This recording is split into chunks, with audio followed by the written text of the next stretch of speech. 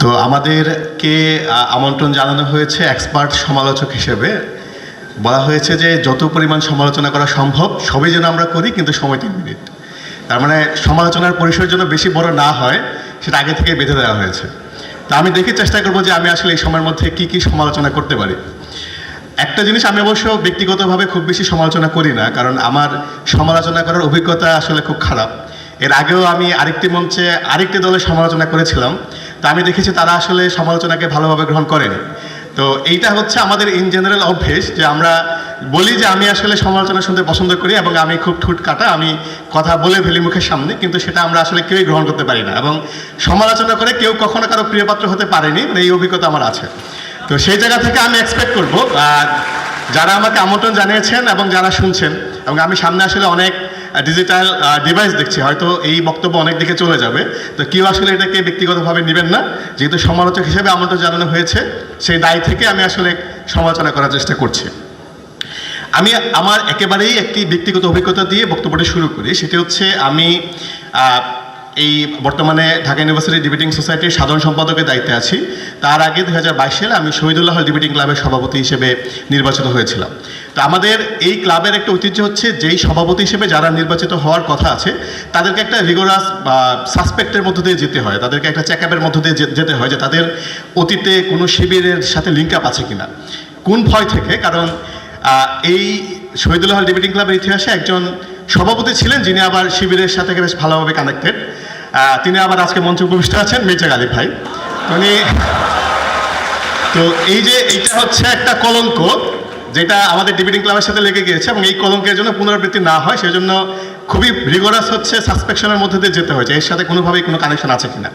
এখন আমি কেন আজকের সমালোচনার জায়গা থেকে এটা নিয়ে আসলাম, এই যে একটা সকলকে একটা সন্দেহের মধ্য দিয়ে যেতে হয় যে সে আসলে শিবির করে কিনা, বা শিবির সন্দেহে তাকে বিভিন্ন জায়গা থেকে বাদ পড়তে হয় বা বিভিন্ন সময় নির্যাতনের শিকার হতে হয়, এইটার কি কোনো দায় শিবিরের নেই?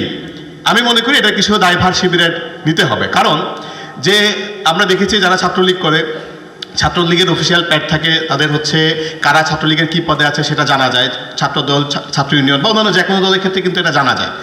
এক ছাত্র শিবিরের ক্ষেত্রে আসলে বুঝার কোনো উপায় নেই যে আসলে কে শিবির কে শিবির না। তাইলে এখন ছাত্র শিবির সবসময় নিজেকে একটা আদর্শিক দল হিসেবে দাবি করে থাকে যে তারা একটা ফার্ম আদর্শের উপর ভিত্তি করে একটা দল।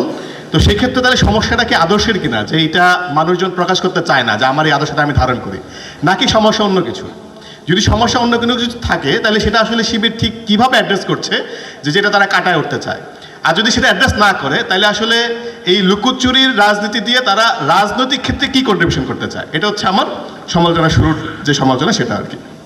এইবার আমি স্বাভাবিকভাবেই, যেহেতু শিবিরের সমালোচনা করার জন্য বলা হয়েছে, শিবিরের সমালোচনা শুরু হবে কোন জায়গা থেকে?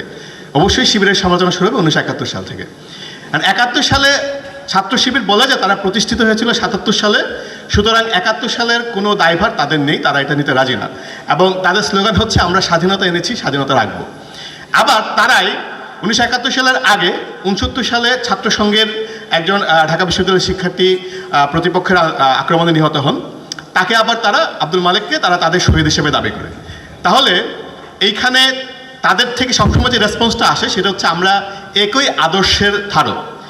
যদি হচ্ছে তারা একই আদর্শকে ধারণ করে তাহলে এটি তো সত্য যে 1971 সালে ছাত্র সংঘ খুবই ন্যাক্কারজনকভাবে মুক্তিযুদ্ধের বিরোধিতা করেছে।